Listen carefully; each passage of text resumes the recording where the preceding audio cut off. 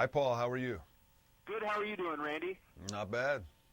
Good. Now, my brother's been an EMT for about 20 years, and it's a pretty tight-knit community, and I got to show them an advance copy of the movie, and they all loved it. Yeah, cool. Great.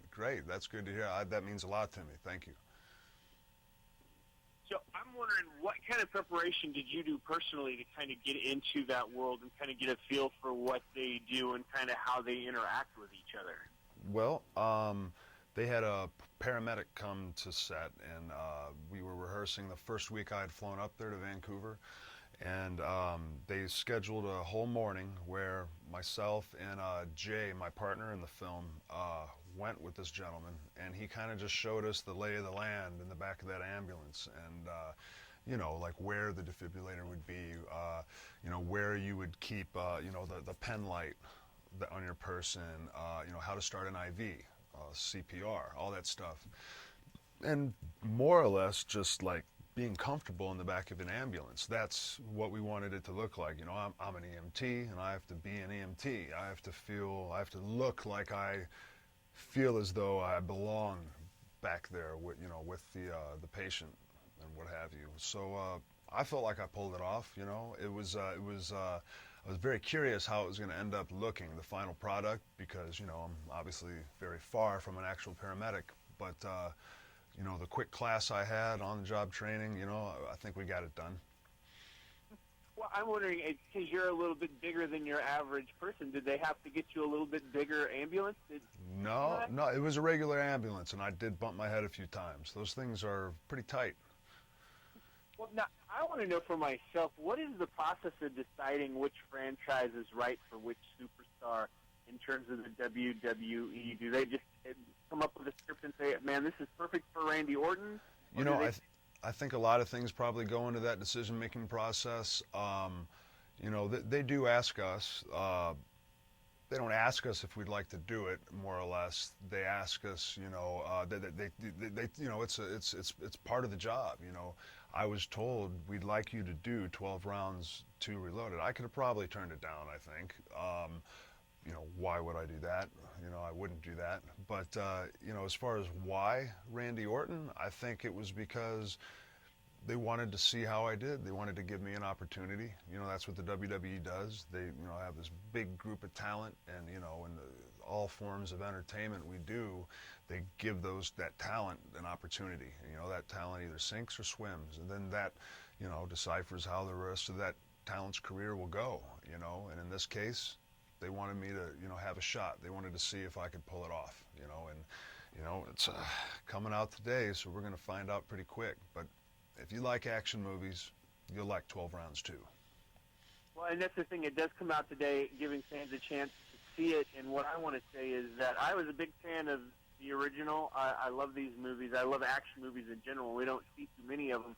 And what you guys were able to do was take that original movie and make it even better, I thought. And I'm wondering, did you have a hand in sort of crafting what you wanted to do on screen and sort of having a hand in what would fit you as a performer and an actor? Not as much. With the movies, you know, they did it like a Hollywood movie. You know, there was a script. We got that script, and, you know, there's a script supervisor that makes sure you stay pretty much word for word. The director has the ability to kind of change things up however he sees fit, and he had his ad lib, you know, here and there. So it was kind of a combination. There was times when maybe what was said in the script wasn't how I would say something, which is, you know, same thing with WWE. You know, you get your script, but you change it up. You make it fit yourself. You couldn't do that. You didn't have as much creative liberty with this, of course, but I didn't expect to. But in the final product, I did ad-lib quite a lot, I noticed. So they did keep a lot of it. So it's really, it's a give and take. Everybody's kind of working together, and the director, it's mainly up to him. Well, and what's the shooting process like for you when you have such an adrenaline-fueled action movie where it's pretty much nonstop, and it seems like you're in it every second? And when I see in it, I mean you're in that moment of that intense excitement. How is that for you to go and be off the set and then come and have to bring that like immediately in front of the camera? Well, you know what helped me a lot is the acting coach that I was with for, I had about 20 hours of acting classes prior to the movie. The best advice I got from him was how to just, with my on-screen wife, kind of switch her out with my real wife, whom I love very much. We even gave ourselves a little secret between myself, the director, and Cindy Busby, who plays Sarah Malloy, my wife, and that was that she was pregnant. So when she's in peril, when she's kidnapped and her life is in danger, I'm not only thinking about her, but I'm thinking about the little unborn kid in her belly.